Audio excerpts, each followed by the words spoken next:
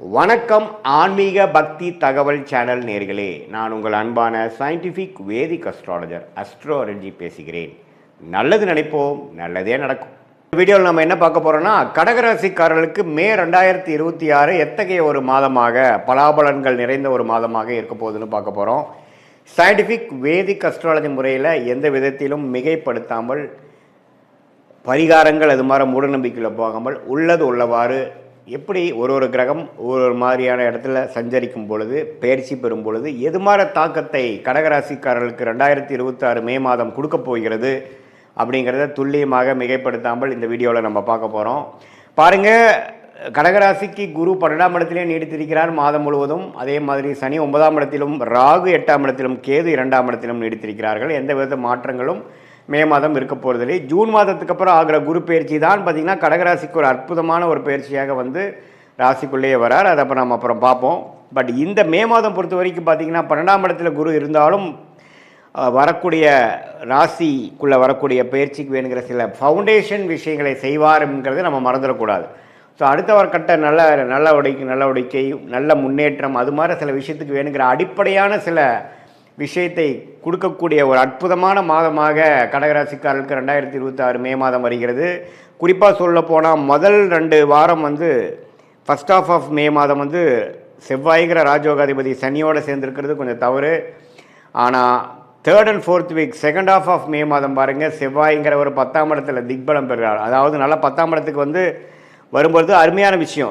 அவரோட வீட்டுக்கு அவரே வரார். ஸோ ராசிக்கு 10ஆம் இடத்துல வருவது வந்து ராஜயோகாதிபதி வருவது தொழிலில் முன்னேற்றம், நல்லாவே வந்து வாழ்க்கையில் என்னென்ன செய்யணும்னு நம்ம ட்ரை பண்ணோமோ அதெல்லாம் கிடைக்கக்கூடிய அமைப்பு இருக்குது. அதே சமயத்தில் சுக்கிரன் 11ஆம் இடத்துல லாபஸ்தானாதிபதி 11லே இருக்கிறார். மாதத்தின் செகண்ட் ஆஃப் பார்த்திங்கன்னா 12ஆம் இடத்துக்குள்ள வந்து குருவோட சேர்றார். ஸோ அதெல்லாம் பார்த்திங்கன்னா சுப விரயங்கள் செய்யக்கூடிய அமைப்பு, பண வரவுகள் நிறையா வரக்கூடிய அமைப்பு, வெளிநாடு பிரயாணங்கள், குடுக்கல் வாங்கல நல்ல விஷயங்கள், இம்போர்ட் எக்ஸ்போர்ட் அப்படிங்கிற மாதிரி பல நற்செய்திகள் வரக்கூடிய ஒரு அற்புதமான செகண்ட் ஆஃப் மே மாதமாக கடகராசிக்காரர்களுக்கு 2026 உண்டு, மே மாதம் உண்டு. அதே மாதிரி சூரியனும் பார்த்திங்கன்னா 10ஆம் இடத்துல இருக்கிறது அருமை.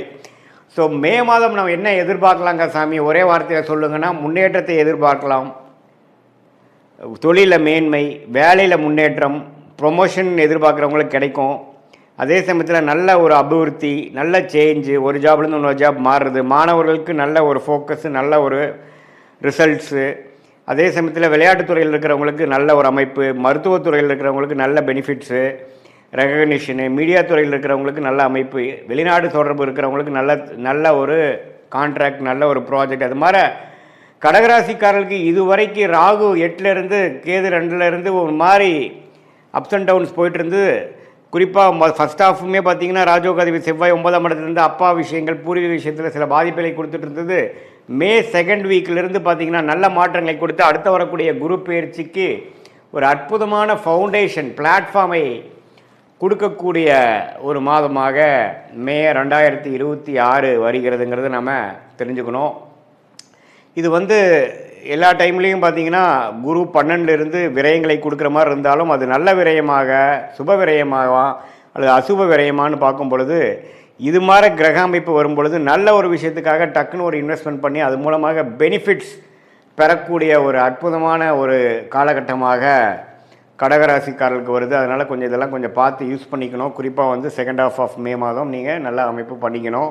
இது பொதுவான பலனை தவிர உங்களுடைய ஜென்ம ஜாதகத்தில் நீங்கள் வந்து பிறந்த தேதி, பிறந்த நேரம், பிறந்த உரை கொடுத்து திருக்கணித பஞ்சாங்கத்தில் நம்ம ஜாதகத்தை போட்டு உங்களுக்கு என்ன நட்சத்திரத்தில் நீங்கள் பிறந்தீங்க, ஆயில்ய நட்சத்திரமா, பூச நட்சத்திரமா, புனர்பூச நட்சத்திரமா, அதே சமயத்தில் அந்த லக்னம் எந்த லக்னத்தில் பிறந்தீங்க, லக்னாதிபதி எப்படி இருக்குது, அந்த லக்னத்துக்கு எந்த மாதிரி யோகமான தசைகள் போய்கொண்டிருக்கிறது அப்படிங்கிறதெல்லாம் நம்ம பார்க்கும் பொழுது அது யோகமான திசையா, சுமாரான திசையா, இந்த கோச்சார் அமைப்பாகிய சனிப்பயிற்சி, குரு பயிற்சி இதெல்லாம் நம்ம இப்போ போயிட்டுருக்கு இல்லைங்களா, அதெல்லாம் சேர்த்து வைத்து பார்க்கும் பொழுது கடகராசிக்கு எத்தகைய ஒரு அமைப்பு வந்து அடுத்து வரக்கூடிய ஷார்ட் டேர்ம் எப்படி இருக்குது, அடுத்து வரக்கூடிய 6 மாதம், 8 மாதம், 10 மாதம் எப்படி இருக்குது, எது மாதிரி திசையில் நம்மளுடைய வாழ்க்கை திரும்புகிறது, எது மாதிரி சாய்ஸ் நம்ம எடுக்கலாம், வேலை வாய்ப்பா, தொழிலா.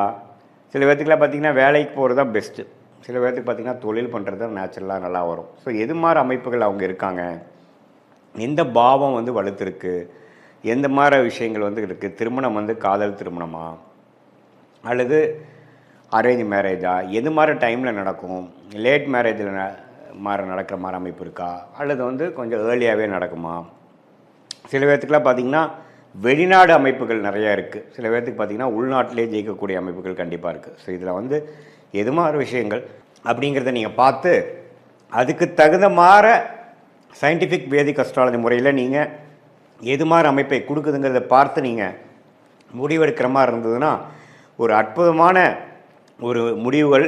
தேவையற்ற நீங்கள் வந்து நமக்கு மனசில் என்ன தோணுதோ அதை செய்யாமல் நமக்கு எந்த விஷயங்கள் காத்து இருக்கிறது, நம்மளுடைய பிராப்தம் என்ன, நம்மளுடைய கர்மா என்ன அப்படிங்கிறத துல்லியமாக மிகைப்படுத்தாமல் இப்படி பண்ணால் பரிகாரம் பண்ணால் சரியாருங்கிற மாதிரி மூட நம்பிக்கைலாம் போகாமல் என்ன காட்டுதுங்கிறத மட்டும் நம்ம சயின்டிஃபிக்காக தெரிஞ்சு கொண்டு அதுக்கு தகுந்த மாதிரி வாழ்க்கை முடிவுகளை வந்து நீங்கள் வந்து கரெக்டாக எடுத்து அதுக்கு தகுந்த மாதிரி நீங்கள் தேவையற்ற பண விரயங்கள், தேவையற்ற சமய விரயங்களை தவிர்த்து அதுக்கு தகுந்த மாதிரி துறைகளில் போய் அதுக்கு தகுந்த மாதிரி படிப்பை செய்து அந்த காலகட்டம் வருவது வரைக்கும் பொறுமையாக இருந்து செயல்படக்கூடிய கடகராசிக்காரர்கள் கண்டிப்பாக பணவரவில் வந்து எந்த விதத்திலையும் குறைவு இல்லாமல், அதே சமயத்தில் வந்த பணத்தை நான் இப்படி விட்டுட்டேங்க சார் அப்படிங்கிற மாதிரி இல்லாமல் எந்த நேரத்தில் எது வரும்பொழுது எது மாதிரி விஷயங்கள் செய்யலாம் அப்படிங்கிறதை